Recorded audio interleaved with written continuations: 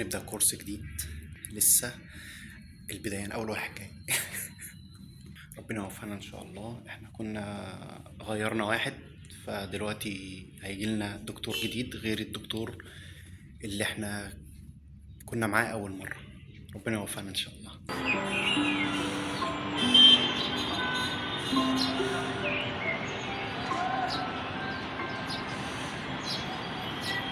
بندخلها في الترايل بالانس كريدت. دخلتها مرتين، مرة ديبت ومرة كريدت. زين توري مرتين مع ندخلها على ديبت. ثوب بيض يعني. صباحكم زي الفل، عاملين إيه؟ يا رب تكونوا بخير. يوم جديد، يوم لذيذ إن شاء الله. هنبدأ فيه شوية حاجات كده مهمين. نبدأ نذاكر النهاردة شوية، هنبدأ نعرف ازاي بنذاكر للماستر، ازاي نقدر نستغل الوقت بتاعنا في أقصى استفادة من الكورس اللي أنا باخده أو اللي احنا بندرسه حاليا. وبسم الله، يلا بينا بينا بينا.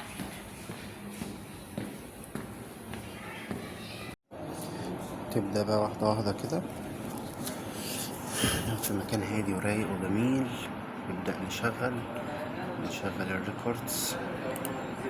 ماشي، تبدأ واحدة واحدة بقى هنا ونتعامل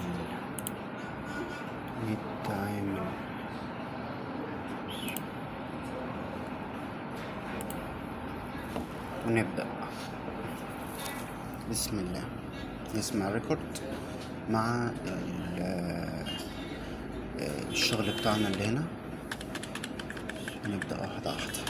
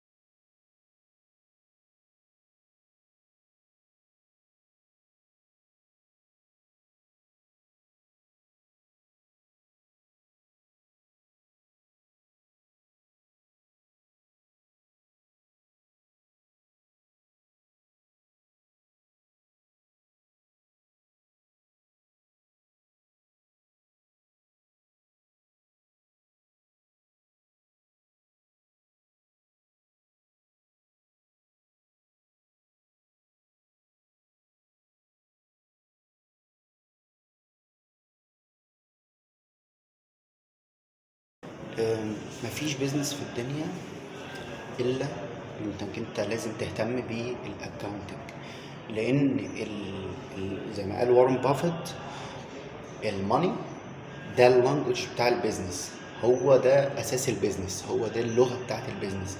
البيزنس بيتكلم بالفلوس. مش بس هي جانب كبير جدا جدا جدا جدا جدا منه. وبالتالي الواحد مستمتع قوي قوي قوي بالاكاونتنج وبكل حاجة هو بيدرسها فيها، وعارف وحاسس ان في شغف انك انت حابب تتعلم الحاجة اكتر وتفهمها اكتر. وفيها شغل كتير قوي، وسهل ان احنا نلخصه للناس، وسهل ان احنا نقول للناس الاكاونتنج دي لذيذة. طبعا بسبب الدكتور ما شاء الله عليه، دكتور مصطفى مبسط لنا كل حاجة. والحمد لله الواحد فعلا لحد الآن مبسوط. أنا خلصت أول جزء من المحاضرة، عبارة عن جزئين. الجزء الأول فلة، مفيش فيه أي حاجة. أنا يا جماعة على فكرة براجعه تاني، يعني بكون حضرت المحاضرة وبسمع الريكورد تاني اللي متسجل ليها تاني، عشان لو في أي حاجة سقطت مني وأنا في المحاضرة أراجعها تاني وأكون مركز فيها أكتر.